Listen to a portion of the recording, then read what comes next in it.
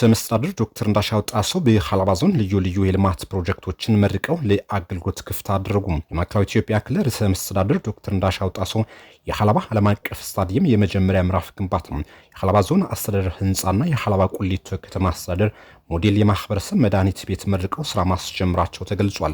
ከዚህ በተጨማሪም የሀላባ ብሔረሰብ ዘመን መለወጫ ሴራ በዓል በቁሊቶ ከተማ በተለያዩ ዝግጅቶችን በድምቀት ተከብሯል። የመንግስት በዓል ጎትራው ሙሉ የሚሆንበት የደስታና የተስፋ ሴት ደምቆ የሚታይበት የአዲስ ዓመት መባቻ ወቅት መሆኑም ተጠቁሟል። የሀላባ ብሔረሰብ ዘመን መለወጫ የመንግስት በዓልና ሌሎች መሰል በዓላት ስናከብር ከሚለያዩን ይልቅ የሚያስተሳስሩንን እሴቶች አጎልብተን ለጋራ ዕጣ ፈንታችንን በትጋት በአብሮነት ቃላችንን እያደስን መሆን ይኖርብናል ሲሉም ርዕሰ መስተዳድሩ ተናግሯል። ኢትዮጵያ የዘርፈ ብዙ ጸጋዎች ባለቤት ነች ያሉት ርዕሰ መስተዳድሩ ብዝሃነትን በማክበርና በማስተናገድ ላይ የተመሰረተ ህብረ ብሔራዊ የፌዴራሊዝም ስርዓት እንዲጠናከር የመደመር መንግስት በትኩረት እየሰራ ስለመሆኑም አመላክተዋል። ማንነትና ኢትዮጵያዊ አንድነት ሚዛናቸውን ጠብቀው እንዲጓዙ ብዙሃነትን የሚያስተናግድ ህብረ ብሔራዊ ሀገራዊ አንድነት የሚያጎለብት እና የሚያጸና የፌዴራል ስርዓት ለመገንባት የተጀመረው ጥረት ተጠናክሮ እንደሚቀጥልም በመድረኩ ተገልጿል።